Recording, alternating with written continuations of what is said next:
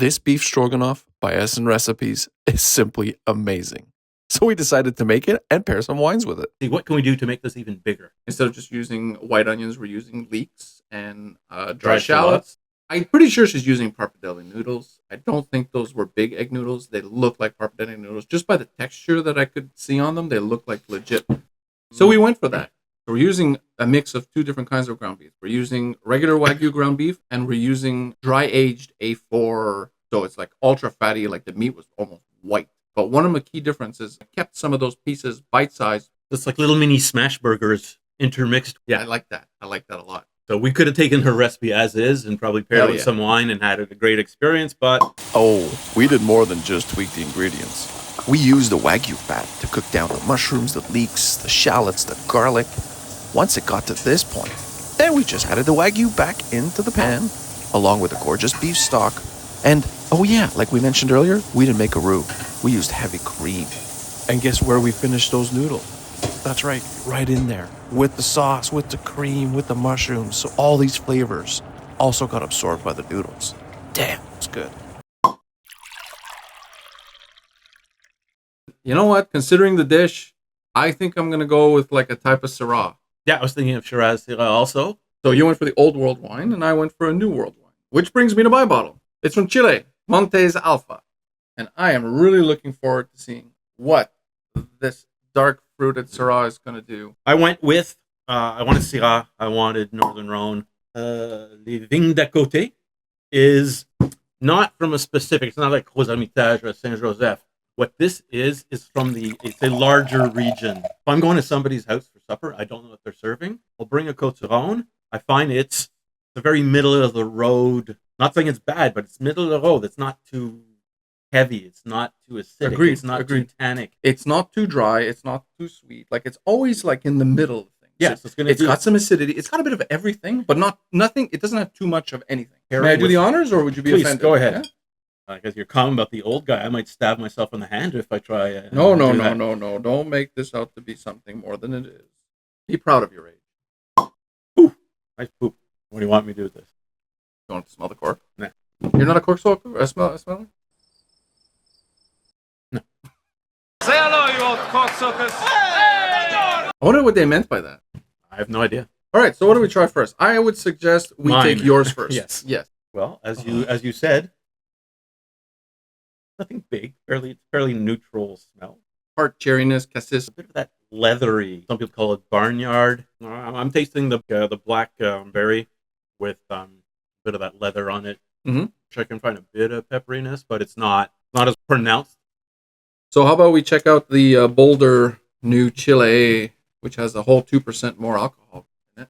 This is dark, much bigger dark fruit. Bigger, darker fruit. I'd say those nice Washington cherries that are out in this time of year. Mm-hmm. You get the blackberry, tiny bit of blueberry, but at the fruit that sort of predominates, I find, is those really ripe cherries. See the ingredients in the meal? The beef, the sauce, the fat, the Worcestershire, the leeks, the sour cream, the mushrooms. Well, they're all going to bring flavors. For instance, the beef is going to bring some savoriness. The sauce, creamy. The fat, richness. Umami with the Worcestershire. The leeks will bring some sweetness. A little bit of tanginess from the sour cream. Definitely earthy flavors from the mushrooms. Now, for each of these flavors, look at what elements you got to look for to pair your wines. You want some acidity for the savoriness, for the creamy part. You want a medium to full body for the richness. Just pause the screen to have a look at the rest. Like Essen Recipes. Essen, not effin', right? Essen. Essen, because this is effing good. Yeah. Wow. Wow, we're not talking. That's a sign. Wow. Okay, Go do one first? go to one first. Cheers. Well, yeah, A proper cheers. proper cheers.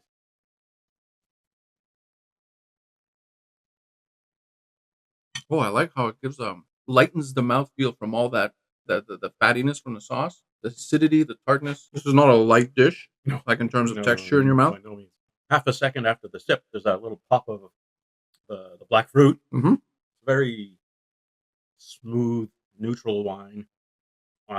That sort of blends in. It blends in with the sauce. We've almost made a Yeah. rosé sauce. Not quite, but nice, pleasant. Mm-hmm. Um,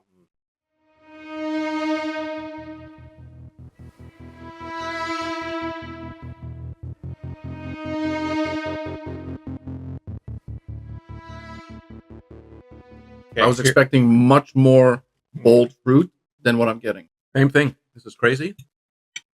It starts very similar to the Cote d'Ivoire, a little pop of red fruit. But what's happening is shocking to me. It kind of disappears. Mhm. It disappears for while you're chewing, and then right at the end, then that little sort of tartness Every once in a while, I get a bite of the dry of aged beef. the, with with the a little crispy- caramelization on it. Wow. Are we full of shit compared to some of you would be here? Probably. But when we drank this on its own at first, Oh yeah, it almost drowned. Not drowned, but it was on a different level of presence in the mouth, fruit, boldness compared to the Cote d'Ivoire. With food, this thing like tucks its tail between the legs and runs away, and the Cote d'Ivoire's like, I'm still here. yeah. It says hello. Yeah. See you later. Yeah. Let me know when you stop eating the food, and then I'll come back and let you know that I'm still here. What an experience. Yeah, cool. The Syrah from Côte d'Ivoire wins this one. It's a great pairing. Its fruit and acidity worked really well with the savory and richness of the cream.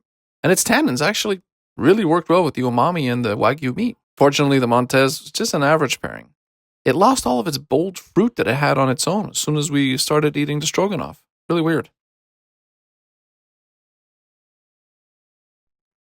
Now I got my pepperiness. I got a big chunk of pepper that wasn't, Oh, and it just it just blew up. blew up. Okay. I wish we made more.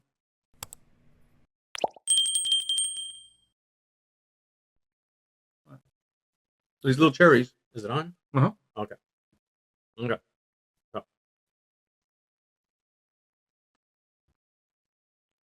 Here's the bowl. I'm gonna put your-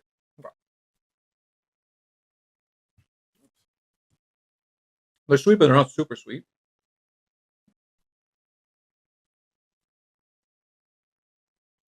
Oh hell yeah! That's it's the same. Yeah, that character really comes out. Yeah, yes. That's exactly, you nailed it. That's exactly what that flavor was. We weren't wrong. No. Not as sweet as the cherry, no, obviously, of course but not. that same remove the sweetness from the cherry, and you've got you got the cherry flavor up Yeah. front. Sort of tartness, and there's even a little bit of an acidity at the bitterness at the end after. Well, again, there I go again, tartness and bitterness. It's there. For sure, it's there. That's interesting. How about the With the coat. well,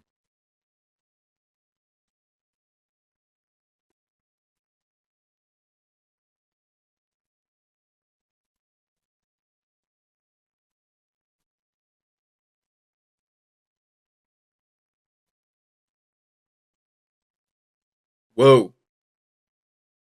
Okay, did you get that massive rush of barnyard? In contrast, what the heck happened? I didn't even taste barnyard in this at the beginning. it got This thing did something to the wine. okay. So when I said Côte d'Ivoire is a great wine that goes with everything, Not with not cherries. cherries. No. no, What the heck was that? Fucking horrible.